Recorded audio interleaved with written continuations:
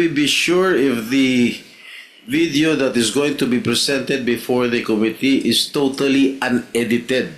We will... Knowing this person who has a lot of criminal records, Mr. Well, Chair. we will seek the expertise of the PNP Anti-Cybercrime Group.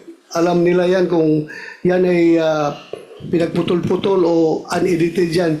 So, yung buong recordings mo, okay lang sa'yo kung papuntahin ko sa'yo yung PNP Cybercrime Group para to retrieve the recording. If it's okay with you.